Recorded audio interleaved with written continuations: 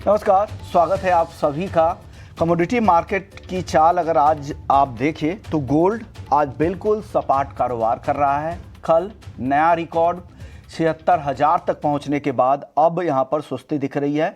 75,300 रुपए पे फिलहाल कारोबार हो रहा है। चांदी को देखें तो 92,350 पे चांदी है। यहाँ पे थोड़ी खरीदारी ज़रूर दिख रही है, लेकिन मेटल्स शुरुआती सुस्ती के बाद अब यहाँ पे खरीदारी लौट रही है। कॉपर सबसे ज़्यादा तेज है और जिंक 276 के ऊपर पहुंच चुका है। लेकिन अब आपको क्या करना है, आज कहां पर खरीदारी करनी है, कहां बिकवाली करनी है। इस बीच सबसे ज़्यादा जो गिरावट आज दिख रही है नॉन एग्री मार्केट में वो है कच्चा तेल, जहां पर बिकवाली कल 2% टूटने के बाद आज भी हावी है। अब ये भाव 2% टूट चुका है और दिन के निचले स्तरों पर भाव आ चुका है। लेकिन अब आगे आपको क्या करना है, ये सब कुछ आपको मुनाफे की मंडी में बताएंगे। हमारे साथ 3 एक्सपर्ट हैं जो आज आपको मदद करने वाले हैं। मनोज जैन हैं पृथ्वी फिनमार्ट से, कुणाल शाह हैं निर्मल वन से और साथ ही प्रथमेश माल्या हैं एंजल वन से। अब तीनों मेहमानों का बहुत बहुत शुक्रिया। सबसे पहले शुरुआत कर लेते हैं कच्चे तेल से। कच्चा तेल शुरुआती कारोबार में सुस्ती दिख रही थी, अब ये गिरावट बढ़ी है। दिन के निचले स्तरों पर भाव आ चुका है। 2% से ज़्यादा की गिरावट एमसीएक्स क्रूड में 5,700 के आसपास भाव फिसल कर आ चुका है। कुणाल जी, क्यों भाव तेजी से गिर रहे हैं? 4% 2 दिनों में टूट गया, क्या हुआ है सर? ऐसे कोई मेजर नेगेटिव न्यूज़ नहीं है। मेरी राय में ये बहुत ज़्यादा सस्टेनेबल नहीं है। आगे का इकोनॉमिक आउटलुक यूएस और यूरोप का खराब दिख रहा है। चाइना स्टिमुलस दे रहा है, उसके बाद भी ये नीचे आ रहा है, तो मैं तो इसको बाइंग अपॉर्चुनिटी मानूंगा। 5,700 का भाव चल रहा है, ये लेवल्स पे बाई करना चाहिए। फंडामेंटल कोई इतने खराब नहीं है क्रूड ऑयल के। सप्लाई साइड थोड़ी ज़्यादा स्ट्रांग हुई है। ओपेक के कंप्लायंस थोड़े कमज़ोर हो रहे हैं, उसके कारण थोड़ा बहुत नीचे आना चाहिए था। बट मुझे नहीं लग रहा है कि ये मंदी ज़्यादा टिकने वाली है। सो मैं तो कॉन्ट्रा कॉल लेना प्रेफर करूँगा। 5,700 में बाई कीजिए, 5,620 का स्टॉप लॉस रखिए, ऊपर में 5,850 की टारगेट के लिए आप वेट कर सकते हैं। ओके, यानी आपकी बोल्ड कॉल है यहाँ पे 5,700 पे कॉन्ट्रा कॉल लीजिए। भले ही ट्रेंड यहाँ पर कमजोरी का दिख रहा है लगातार दूसरे दिन, लेकिन यहाँ पर कुणाल जी की तरफ से 5,700 पे खरीदारी की सलाह है। सर, स्टॉप लॉस बता दीजिएगा कुणाल जी। जी, मेरी राय में अगर आप 5,700 में बाय करते हो तो 5,620 का स्टॉप लॉस रखना चाहिए।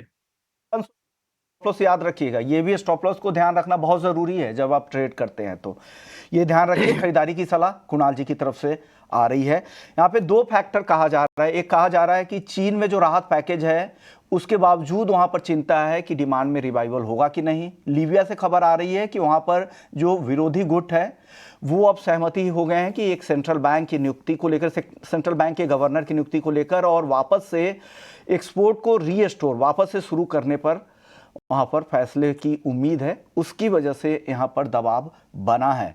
और साथ ही यूएस का जो तूफान था, साइक्लोन था, वो अब फ्लोरिडा की तरफ शिफ्ट हो गया है। यानी जो उनके तेल गैस के जो क्षेत्र है वहां से चिंता हट के अब दूसरी तरफ वहां पर मूव कर रहा है साइक्लोन। उससे यहां पर क्रूड पर दबाव बना है।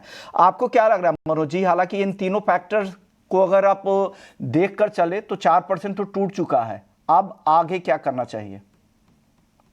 नमस्कार विश्वमोहन जी। बिल्कुल, नमस्कार। यहाँ पे ओपेक की भी जो रिपोर्ट आई थी तो वहाँ उन्होंने भी जो है डिमांड को लेकर के चिंता जताई थी, तो वो भी एक रीजन है जिसकी वजह से हमने देखा है कि ऊपरी लेवल्स पर जो है कीमतें वो सस्टेन नहीं हो पाई। लेकिन मेरा मानना है कि अभी एक दायरे में जो है कच्चा तेल बना हुआ है। 5,600 से 5,900 ये रेंज बनी हुई है और हम निचली रेंज के फिर एक बार जो है नजदीक आते हुए नजर आ रहे हैं। तो हमारा मानना है कि अब यहाँ पे शॉर्ट सेल से जो है बचना चाहिए ये लेवल पे। कहीं न कहीं कीमतें 5,600 के आसपास फिर एक बार स्टेबल होती हुई नजर आएगी। तो अगर वर्तमान लेवल से और अगर 40-50 रुपए की गिरावट आती है तो 5,650 के स्तर के आसपास यहाँ पे कच्चे तेल में फिर एक बार लॉन्ग की जो है पोजीशन वो बनाई जा सकती है। स्टॉप लॉस यहाँ पे 5,580 का रखना चाहिए और ऊपर में 5,800 तक के जो स्तर है वो फिर एक बार देखने को मिल सकता है। यानी आपको दोनों एक्सपर्ट्स को लगता है कि आप शॉर्ट सेल ना करें, यहाँ पर खरीदारी के मौके डिप पर देखें। यहाँ पर जो डिप मिले आज दिन में वहाँ पर आप मौके देख सकते हैं। आप बताइए प्रथमेश जी, आपको टेक्निकली कैसा दिख रहा है कच्चा तेल? मैं यहाँ पे सेल साइड में प्रेफर करूंगा। 4% गिरावट के बाद मेरे ख्याल से जब तक ये स्टेबल नहीं होता है काउंटर, तब तक यहाँ पे मैं बाय करने की सलाह नहीं दूंगा। 5600 जो है अगेन स्टेबल जोन है, 6000 जो है रेजिस्टेंस जोन है, इसके बीच में है। तो कहीं ना कहीं थोड़ा सा रिस्क रिवॉर्ड यहाँ पे फेवरेबल नहीं दिख रहा है। तो फिलहाल बिकॉज मोमेंटम नीचे की तरफ का है, मैं सेल ऑन रैली प्रेफर करूंगा। 5800 में अक्टूबर वायदा सेल करने की सलाह रहेगी। 5880 का स्टॉप रहेगा और टारगेट 5600 के लिए रहेंगे। डे ट्रेड है, इसको कैरी फॉरवर्ड नहीं करना है। ये ट्रेड है, कैरी ना करें, लेकिन बेचने की जो सलाह है करंट लेवल पे नहीं, 100 रुपया ऊपर आए तभी आप बेचे।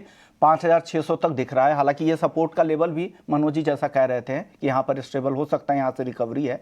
तो कॉन्ट्रा कॉल भले ही आपको दिख रहा होगा, लेकिन एक रेंज भी यहाँ पर दिख रहा है 5600 से लेके 5880 के आसपास का मान ले, जहाँ पर स्टॉप लॉस परथमेश जी दे रहे हैं। तो इन दोनों में या तो आप नीचे की तरफ बाइंग करें, ये लेवल वेट कर ले आप, फिर बाइंग करें। अदरवाइज अगर परथमेश जी को फॉलो करते हैं और सिर्फ आज के लिए ट्रेड करना है तो आप यहाँ पर सेल करें। 100 रुपया ऊपर में जाने पर सेल करें, करंट लेवल पे सेल ना करें। पूरी कॉल ध्यान से सुनिएगा। गोल्ड की बात करते हैं। गोल्ड कल झटके से 76,000 रुपये तक पहुंच गया चंद सेकंड के लिए, फिर वापस से 75,000 के आसपास टिक गया है। उसी के भाव के आसपास 75,200 75,300 के आसपास कुणाल जी अब बाजार है। क्या सर्कल क्या हुआ था चंद सेकंड के लिए 76,000 अचानक से गया, फिर आ गया 800-900 रुपए नीचे? जी, ये जो मूवमेंट है ये होती रहने वाली है। ये हम लोग ऑलरेडी 76,000 75,000 के आसपास ट्रेड कर रहे हैं। सो 1% 1.5% की मूवमेंट कभी भी आ सकती है वॉलेटिलिटी के रूप में। सो अगर आप ट्रेडर है और आप लॉन्ग पोजीशन या शॉर्ट पोजीशन कुछ भी बनाते हैं, सो एटलीस्ट 800 रुपया प्लस माइनस की जगह रखिए। ये हायर लेवल्स पे वॉलेटिलिटी बढ़ने वाली है, वॉलेटिलिटी कम नहीं होने वाली है। सो अगर आप कोई भी व्यू लेते हैं तो 200-300 रुपए का स्टॉप लॉस लगाना कोई मतलब नहीं रखता है ये प्राइस पे गोल्ड में। आपका दोनों बाजू में स्टॉप लॉस जल्दी से हिट होने के चांस बहुत ज्यादा है। सो ये ऐसी मूवमेंट आती रहेगी। ट्रेंड तेजी की है, पोजीशन है तो बनाए रखिए। इंट्राडे ट्रेडर्स आज के दिन में भी 75,200 के आसपास बाय कर सकते हैं। ऊपर में 76,000 का टारगेट रखिए। कॉमेक्स पे अगर गोल्ड यहाँ से और $25-30 बढ़ने की जगह है, मंदी वाला ट्रेड मत कीजिए। डिप आती है उस पे बाय करके ही काम कीजिए। ओके, अभी ट्रेंड पॉजिटिव है, इसलिए डिप में खरीदारी करें, गिरावट पे खरीदारी करें, जल्दबाजी ना करें कोई भी फैसला लेने से पहले। और कुणाल जी एक और सवाल, 2-3 दर्शक है जो कई बार भेजते कि मेरे स्टॉप लॉस बहुत ज़्यादा कटते हैं कमोडिटी मार्केट में, उनके लिए क्या सलाह देंगे? क्योंकि इस तरह के मूवमेंट अगर आते हैं, वॉलेटाइल मार्केट है। क्रूड में भी देखिए शुरुआत में इंटरनेशनल मार्केट में तेज़ी दिख रही थी, यहाँ पर भी शुरुआत हुई थी बिल्कुल सपाट, अब अचानक से 2% नीचे आ चुका है। अब 2% से ज़्यादा का कोई तो स्टॉप लॉस देगा नहीं, तो कटते बहुत जल्दी है। तो उनके लिए क्या सलाह है सर? जी, मेरी जो भी रिटेल व्यूअर्स है उनको एक ही सलाह है कि आप अपनी पोजीशन कम लीजिए। आपकी कैपेसिटी 5 लॉट करने की है तो आप 1 लॉट कीजिए। आपकी कैपेसिटी 10 लॉट करने की है तो आप 2 लॉट कीजिए, पर स्टॉप लॉस लंबा रखिए। क्योंकि जनरली ये मार्केट में हमने देखा है, leverage is your biggest enemy. कोई भी फ्यूचर मार्केट है तो आपके भाव भी आ जाते हैं, बट क्या होता है जनरली हम पोजीशन ज्यादा कर लेते हैं, एक्सपोजर ज्यादा ले लेते हैं, क्योंकि हम सिर्फ 8% 9% मार्जिन देके 100% की पोजीशन लेते हैं। तो मार्जिन के सामने लोग 3 टाइम्स 4 टाइम्स 5 टाइम्स लेवरेज करते हैं। तो लेवरेज में 95% ऑफ द टाइम मरना ही है। सो मेरी जो ट्रेडर्स है उनसे एडवाइस है कि ये 1-1 1.5% का स्टॉप लॉस जो रख के काम करते हैं वो मत कीजिए। थोड़ा एक व्यू बनाइए। इंट्राडे में 2-3 बार अंदर, ये इंट्राडे में भी काम कम करना चाहिए। 1 हफ्ते का व्यू लीजिए, 10 दिन का व्यू लीजिए और काम कीजिए। सो चांसेस है कि इसमें आपको बेटर रिटर्न मिल सकते हैं। तो थोड़ा डीपर स्टॉप लॉस भी रखिए, क्योंकि मार्केट वॉलेटाइल होता है तो आप उसमें आपके स्टॉप लॉस कटने के चांसेस ज़्यादा रहते हैं। तो ये आपको ध्यान रखना है। और जब भी पोजीशन ले, हल्की रख के पोजीशन कैरी कर रहे हैं तो हल्की करके जाएं। 10 लेना है तो 1-2 लॉट में काम करें। ये सलाह कुणाल जी की तरफ से है। आप बताइए प्रथमेश जी, गोल्ड और सिल्वर कैसा दिख रहा है, यहाँ से किस तरह से ट्रेड करना चाहिए? मितुन जी 75,000 गोल्ड हालांकि फिजिकल में 22 कैरेट का दें तो 70,000 का पड़ता है, so out of reach of retail customers. So unless and until आपका अगर नीड है फेस्टिव ओकेजन्स या फिर कोई जनरल पर्पस नीड है तो ही आप बाय करेंगे। फिलहाल यहाँ पे मेरे को टायर्ड आउट दिख रहा है, बट फिर भी मोमेंटम के अगेंस्ट नहीं जाना चाहूंगा। मेरे ख्याल से 76,000 वापस एक बार दोबारा देखने को मिल सकता है। फिलहाल यहाँ पे अगर कुछ बाई ही करना है कंपल्सरीली तो ही ट्रेड करे। 75,200 के आसपास इसको बाय करना चाहिए, 75,120 का स्टॉप लगाना चाहिए और 75,400 के टारगेट। सिल्वर में भी दिसंबर वायदा 92,000 के करीब है, ऑलमोस्ट अभी 3,000 रुपए दूर, मतलब 3,000 रुपए करीब है सिल्वर के हाइट से। तो मेरे ख्याल से वापस 95 आने की पॉसिबिलिटी दिखाई दे रही है। बट येस अगेन सिल्वर भी काफी तेजी में बढ़ चुका है, तो मेरे ख्याल से डे ट्रेड में 92,000 के आसपास इसको बाई करना चाहिए, 91,650 का स्टॉप लगाना चाहिए और ऊपर में टारगेट 93,050 के लिए रहेंगे। ओके, तो ये दोनों कॉल है आज इंट्राडे के लिए, ध्यान रखिएगा। जिस लेवल पे करंट लेवल पे ही चांदी की कॉल है उसी के आसपास चल रहा है और गोल्ड भी उसी के आसपास है, तो आज के लिए टारगेट है, छोटे टारगेट है, स्टॉप लॉस भी हालांकि छोटे हैं, तो ये ध्यान रखिएगा। आप बता दीजिए मनोज जी क्या करें गोल्ड सिल्वर में? गोल्ड का सवाल है विश्वमोहन जी, हमने देखा है कि एक बहुत ही अच्छी रैली हमने देखी है पिछले 1 से 2 सप्ताह में। हम प्राइस देखें तो थोड़े से ओवर स्ट्रेच है, $2,700 एक रेजिस्टेंस बना हुआ है कॉमेक्स में। वहीं हम देख रहे हैं कि 75,500 के आसपास यहाँ भी डोमेस्टिक मार्केट में भी रेजिस्टेंस नजर आ रहे हैं। तो बेहतर होगा कि आज के लिए ये काउंटर को अवॉइड करें, थोड़ा यहाँ पे एक बार अगर कोई भी करेक्शन आते हैं तो निचले स्तरों पर लेने की सोचे, लेकिन वर्तमान लेवल पे रिस्क रिवार्ड जो है थोड़ा फेवरेबल नहीं दिखता है। लेकिन उसके बजाय यहाँ चांदी बेहतर लगती है, जिस हिसाब से हम देख रहे हैं कि इंडस्ट्रियल मेटल्स में मोमेंटम बना हुआ है, कॉपर में एक अच्छी रैली नजर आ रही है, तो चांदी बेहतर लगती है इंट्राडे के लिए। अगर थोड़ा सा डिप आवे वर्तमान लेवल से 91,650 के आसपास लेना चाहिए, वहां रिस्क रिवार्ड बेहतर होगा।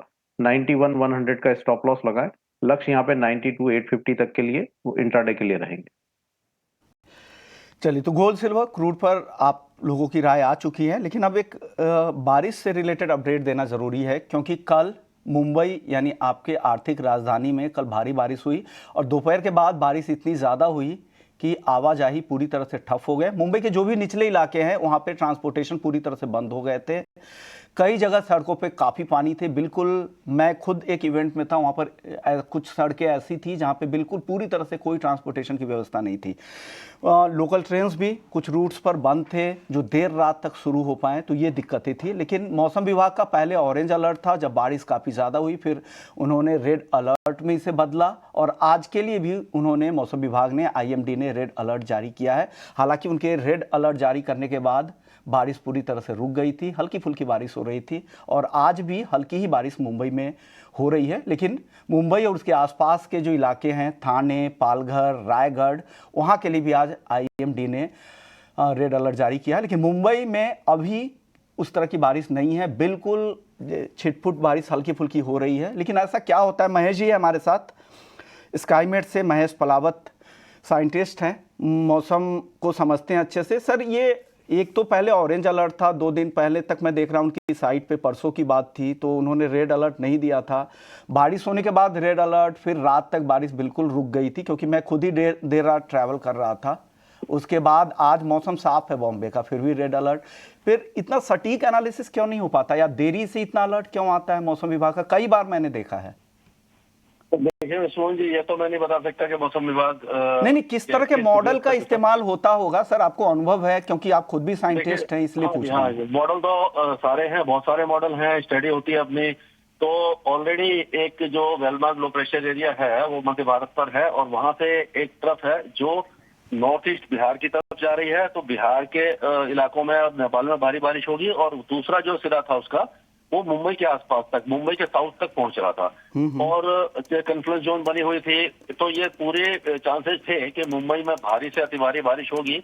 हमने 2 दिन पहले ही स्काईमेट ने बता दिया था, जो मैंने अपने यूट्यूब पर वीडियो डालता हूँ उसमें भी मैंने नहीं, आपने मेरे शो में भी बताया था कि 25 और 26 को बारिश होगी, अलर्ट आपने दिया था, मुझे याद है। पिछले हफ्ते आपसे बातचीत हुई थी तो आपने ये कहा था कि 25 तारीख को मुंबई में अच्छी बारिश होगी। सर जी, तो वही है कि जो थोड़ा सा अलग अलग होता है कि अपना अपना स्टडी है और इंटरप्रिटेशन क्या है किस मॉडल का, वो थोड़ा सा डिफर कर जाता है कभी कभी। तो ये मतलब मॉडल तो ऑलमोस्ट सभी लोग एक ही देखते हैं, WRF देखते हैं और CFS देखते हैं, ये जो मॉडल है, जो सारे कॉमन मॉडल हैं, तो हम कह सकते हैं कि थोड़ा सा इंटरप्रिटेशन का डिफरेंस हो सकता है। और अब बारिश आज हल्की होगी, एक दो मॉडरेट शावर्स शाम या रात के समय हो सकते हैं, और उसके बाद ये जो वेदर सिस्टम है ये गुजरात की तरफ जा रहा है। तो आपका सूरत, वलसाड़, भावनगर, अमरेली, राजकोट, पंचमहल, डांग, जितने भी जो साउथ गुजरात है वहां पर बहुत भारी बारिश होगी अगले 2 दिनों के दौरान, और बाढ़ जैसी स्थिति फिर से पैदा हो सकती है। तो ये कह सकते हो कि लास्ट एक हैवी स्पेल है, जो महाराष्ट्र के लिए भी है, मध्य प्रदेश के लिए और गुजरात के लिए। लेकिन गुजरात के लिए बहुत ज्यादा भारी है। ओके, महाराष्ट्र, मध्य प्रदेश और गुजरात के लिए जहां पे भारी बारिश का अलर्ट है। तो सर ये आज और कल के लिए गुजरात और एमपी के लिए, साउथ गुजरात में होगी जी, आज और कल के लिए एमपी और गुजरात के लिए सर? ये गुजरात के लिए अगले 2 से 3 दिन रहेगी साउथ गुजरात में, और जो एमपी है वहां पर 2 दिन रहेगी, और महाराष्ट्र में भी 2 दिन रहेगी। आप कह सकते हो कोस्टल महाराष्ट्र में धीरे धीरे कम हो जाएगी, और 24 घंटे के बाद ये केवल विदर्भ और उसके आसपास के इलाकों में रह जाएगी। जो पहले मराठवाड़ा, विदर्भ या पूरा महाराष्ट्र अगले 24 घंटों तक तो बारिश अच्छी देखेगा, लेकिन मुंबई, थाने, दानू और जो रत्नागिरी और सिंधुदुर्ग है, ये सारे इलाकों में धीरे धीरे बारिश कम हो जाएगी, और गुजरात में ही सबसे ज्यादा इसका असर दिखाई देगा। ओके, तो गुजरात में इसका ज्यादा असर दिखाई देगा। ये अलर्ट स्काईमेट की तरफ से आप सुन लीजिएगा ध्यान से। एमपी और गुजरात दो जहां पर अगले 2-3 दिनों तक भारी बारिश की संभावना है। सर इसके अलावा कोई और इलाके हफ्ते भर के लिए जहां आपको लग रहा है ज्यादा बारिश हो सकती है? देखिए, ये 29 और 30 के बाद क्या होगा कि मानसून अब जो थोड़ा सा विड्रॉ हुआ था वो इस वेदर सिस्टम के कारण रुक गया था, क्योंकि जो पूर्वी हवा है वो पश्चिमी हवाओं को हावी नहीं होने दे रही थी। तो अब क्या होगा कि 29 तारीख के बाद मानसून फिर से विड्रॉ होने लग जाएगा, और धीरे धीरे पूरे भारत में बारिश कम होने लग जाएगी। तो आप कह सकते हैं कि उस समय पूर्वी भारत में ही रहेगी, जो बिहार, झारखंड, उड़ीसा और कोस्टल आंध्र प्रदेश वगैरह, और मध्य प्रदेश के पूर्वी इलाके और छत्तीसगढ़, इन्हीं इलाकों में बारिश फिर दिखाई देगी, बाकी इलाकों में काफी ज्यादा कम हो जाएगी। ओके, शुक्रिया महेश जी, आपने वक्त निकाला और गाइड किया हमारे दर्शकों को कि कहाँ कहाँ बारिश होने की संभावना है, और फिर 29 सितंबर के बाद वापस से मानसून की जो वापसी है वो फिर से तेज हो जाएगी। चलिए, आखिरी दौर में मानसून है, इसका अपडेट भी ज़रूरी था, इसलिए आप लोगों को बता दिया गया है। चलिए, मेटल्स में आज कॉपर और जिंक में ठीक ठाक तेजी दिख रही है। 0.5% ऊपर जिंक है, 276 के ऊपर जा चुका है। कॉपर 845 रुपए के ऊपर। कुणाल जी, क्या करना चाहिए कॉपर और जिंक में आज? कॉपर, जिंक, एल्यूमिनियम सब में बाई करना चाहिए। चाइना स्टिमुलस दे रहा है, अपनी इकोनॉमी को रिवाइव कर रहा है। आज चाइना की जो पॉलिसी मीटिंग थी उसपे भी यही डिसाइड हुआ है कि they will focus more on growth. So पहले जो चाइना का ग्रोथ 4.5%, 4.25% था, वो अभी अपग्रेड होके 5% हो गया है। सो मेरी राय में मेटल सब तेज होने वाला है यहाँ से भी, सो बाय कर सकते हैं। जिंक जाएगा 285, 290, कॉपर जाएगा 870, 880। तेजी का दौर चालू हो गया है मेटल में, पूरा फायदा लीजिए। हो गया है, यहाँ पर आपको तेजी दिख सकती है, ऐसा कुणाल जी को लगता है। मनोज जी, आपकी पसंद क्या है मेटल्स में? बिल्कुल, यहाँ पे कॉपर ही बेहतर लगता है ओवरऑल बेस मेटल पैक में, और हमने देखा है कि पिछले आधे एक घंटे में काफी अच्छी तेजी यहाँ बनती हुई नजर आई है। इंट्राडे में यहाँ पे 852 तक के जो इस तरह वो देखने को मिल सकते हैं, तो डिप्स में बाय करना चाहिए कॉपर। और इंट्राडे के लिए 852 तक के जो लक्ष्य वो रखे जा सकते हैं, और 1 से 2 दिन में हमारा मानना है कि 860 तक के भी जो लक्ष्य यहाँ देखने को मिल सकते हैं। तो एक अच्छा पॉजिटिव मोमेंटम बना हुआ है ओवरऑल बेस मेटल पैक में। कॉपर बेहतर लगता है।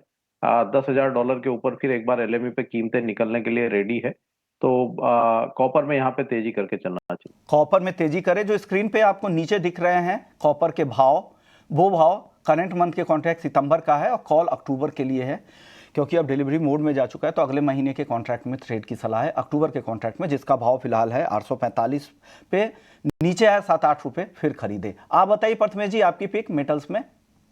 840 पे कॉपर खरीदे, 836 का स्टॉप लगा है, टारगेट 850 के लिए रखिए, अक्टूबर वायदे का कॉन्ट्रैक्ट। खरीदारी की सलाह। कॉपर दोनों ही एक्सपर्ट्स की टॉपिक है, और कुणाल जी को लग रहा है सभी मेटल्स में यहां से तेजी दिख रही है। एग्री की बात करते हैं। एग्री में आज ग्वार शानदार रिकवरी के बाद आज थोड़ी मुनाफा वसूली। मनोज जी, क्या करें?